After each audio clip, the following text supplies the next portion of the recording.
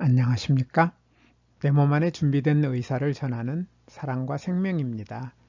오늘도 이 영상을 클릭해 주셔서 대단히 감사합니다. 오늘은 매우 중요한 역할을 하고 있음에도 불구하고 제대로 평가받지 못하고 있는 식이섬유에 대해 말씀드리겠습니다. 저는 제 영상 12편에서 탄수화물을 좋은 탄수화물과 나쁜 탄수화물로 나누고 좋은 탄수화물을 먹을 수 있도록 과일이나 채소, 곡식을 가능하면 가공하거나 정제하지 않고 자연 상태에 가깝게 껍질을 벗기지 않고 통째로 먹는 것이 중요하다는 말씀을 드린 바 있습니다. 좋은 탄수화물을 먹어야 하는 중요한 이유 가운데 하나는 식이섬유가 좋은 탄수화물에 많이 들어있기 때문입니다. 식이섬유는 탄수화물의 일종인데 크고 복잡한 분자 형태를 가지고 있어서 사람이나 동물의 소화 효소로는 단순당으로 분해할 수 없으므로 에너지원으로는 사용하지 못합니다. 일반적으로 탄수화물은 에너지원으로 주로 사용되는데 에너지원으로 사용하지도 못하는 식이섬유가 우리 몸에서 중요한 이유가 무엇이며 이들이 부족하면 건강에 무슨 문제가 생길까요? 식이섬유는 종류에 따라 부풀거나 끈적끈적한 성질을 가지고 있습니다.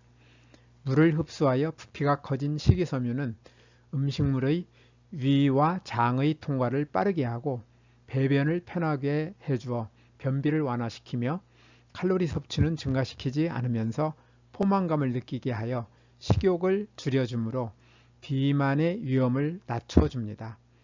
또한 위장관을 통과할 때 콜레스테롤과 같은 지질을 흡수하여 저밀도 콜레스테롤과 중성지방을 낮추어 심장질환의 위험을 줄여줍니다. 작은 창자를 통과하여 큰 창자에 내려온 식이섬유는 여기에 살고 있는 장내세균의 에너지원으로 이용됩니다.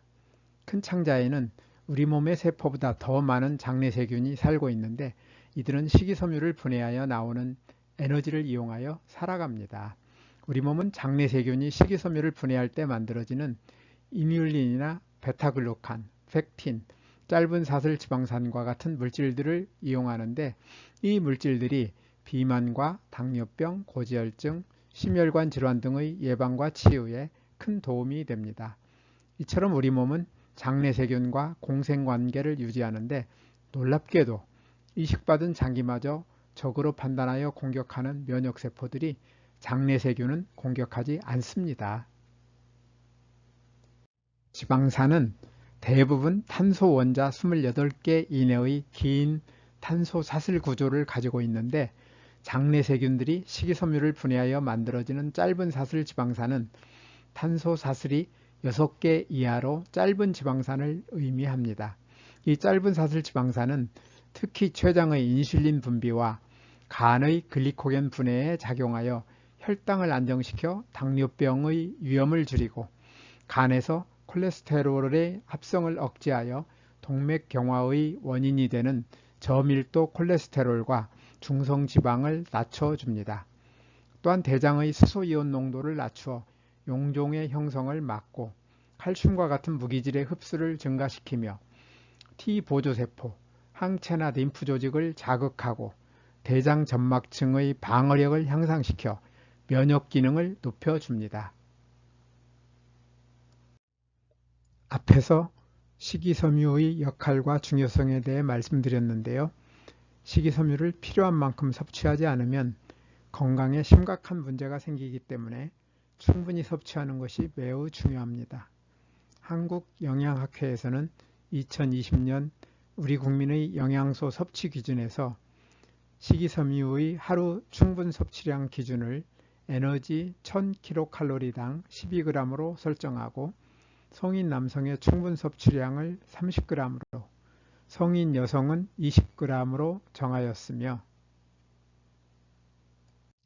2020년 개정된 연령별 충분 섭취량 기준을 근거로 국민건강영양조사 자료를 활용하여 한국인의 식이섬유 섭취 실태를 분석한 결과 전체 대상자의 67%가 충분 섭취량 미만을 섭취하는 것으로 나타나 3명 중 1명은 부족하게 섭취하고 있으며 특히 어린이와 청소년, 청년층의 충분 섭취량 미만 섭취자 비율이 80% 이상으로 매우 높은 것으로 보고 있습니다. 식이섬유는 단백질이나 지방과 달리 대부분 식물성 음식에만 들어있으며 동물성 음식에는 거의 들어있지 않기 때문에 육식을 좋아하는 사람도 기본적으로 식물성 음식을 충분히 먹되 좋아하거나 몸에 좋다고 알려진 몇 가지 음식을 특별히 많이 먹는 식사법은 편식이 되므로 다양한 식물성 음식을 골고루 충분히 먹는 것이 중요합니다.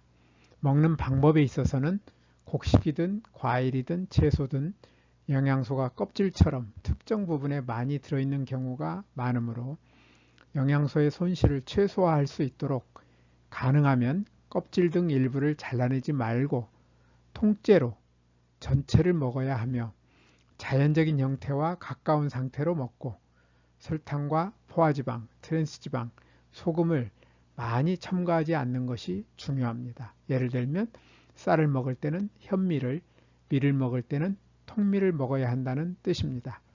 이처럼 좋은 탄수화물을 충분히 먹으면 식이섬유는 물론 항산화제와 각종 비타민과 미네랄 등 중요한 영양소를 함께 충분히 섭취하는 기쁨을 누리게 됩니다. 오늘도 끝까지 영상을 시청해 주셔서 대단히 감사합니다. 다음에 더 좋은 영상으로 찾아뵙겠습니다. 여러분의 소중한 의견을 남겨주세요. 구독과 좋아요 부탁드립니다.